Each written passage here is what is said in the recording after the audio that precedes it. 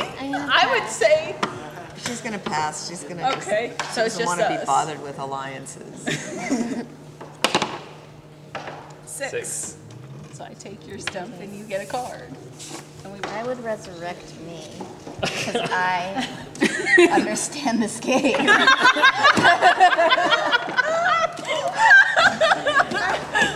How much does it get the people to be engaged with each other Right, while they're playing the game?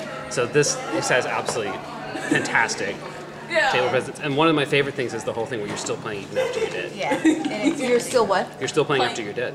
Oh, I see. And so yeah, she even though she's technically dead, or not dead actually, I'm a future potential dead, ally. like you're really playing power here in the outcome.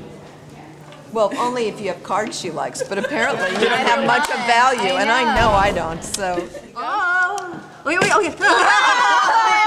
Yes. Okay. So obviously I will take the stump. Yep, I get a card. Stealth attack. Oh. Destroy 2 stumps. Oh my God!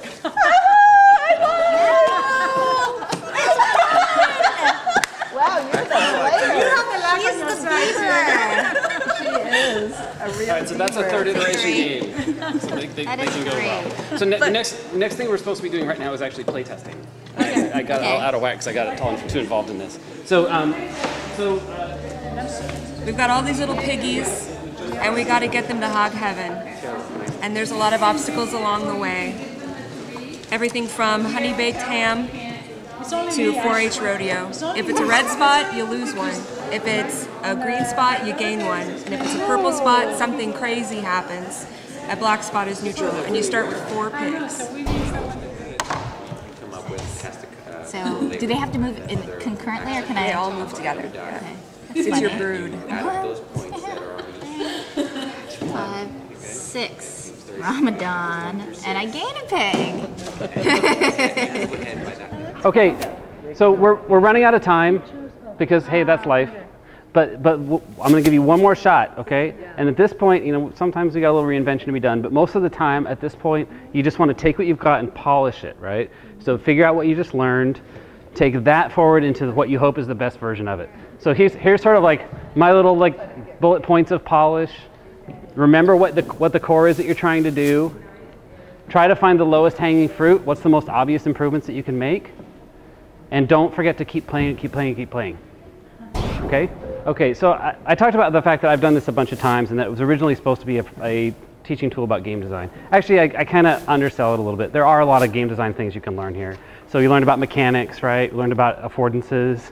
You learned about, when we were talking about board games, things like table presence, whether you're making hard fun or easy fun. These are all totally legitimate lessons, and actually they're pretty fun to get to know. But what I learned more is that this teaches you more about these things. So one is the creative process, right? So you have to iterate your way to success. You can't just sit down and think about it and think and think and think and brainstorm and talk. That's great. Keep doing that for a while, but pretty soon you have to start building it. And what's more, you have to go through iterations that are real and that have consequences. So when you had your peers here play your games, there's a lot of consequence in that, and you learned a lot. And you learned a lot that you didn't expect. That happens every single time. Then there are some things I didn't learn, I didn't expect, I should say, that I learned. And it's mostly how people interact with groups. And I'm going to talk about that really quickly. So I created this sort of observational theory that I call the hourglass. And teams that are going to have success, so you're all teams of, well, more or less 4, which is a really nice size for this sort of laboratory experiment of how you want to do it.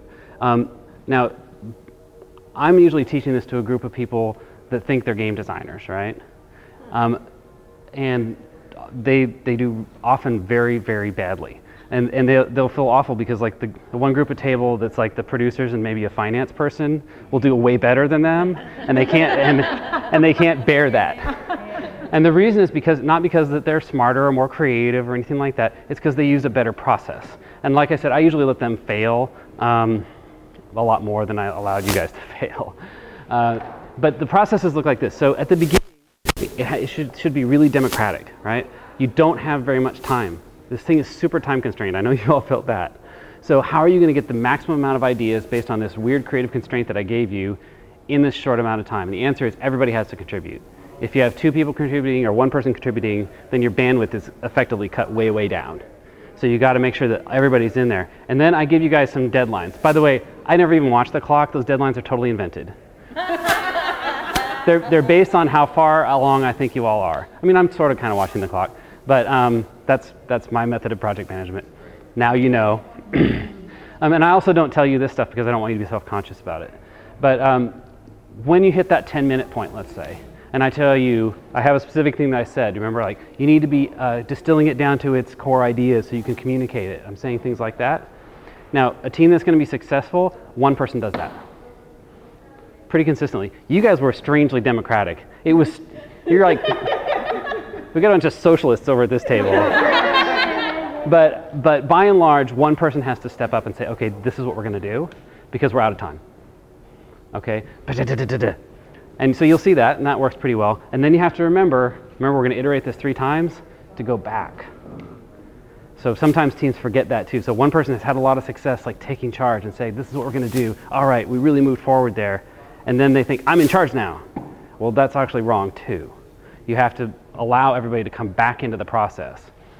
Now, I do enforce that a little bit by making you change who's the person staying behind to be the test proctor. So essentially that person becomes put in charge because that's the person with special information that no one else has. So that really helps actually enforce that bit. But, you know, it really does look like that. And I've had a lot of people that I've worked with sort of come out of this and go, oh, that's so true. And especially people that have been told that they're like really brilliant game designers who become that 1 person that won't give up power are really, really humbled and say, I have to go back to my group and work with them on a more equal level. And just because I'm the person who decides what we do doesn't mean I'm the person who has all the ideas. And there's just a fundamental difference there. So that's been really valuable to me to learn that and to be able to teach that to other people through this exercise that's actually pretty fun, rather than just giving it some kind of lecture. Like this whole lecture could obviously be given in about 8 minutes because we're done. But learning it through this process I think is way more valuable.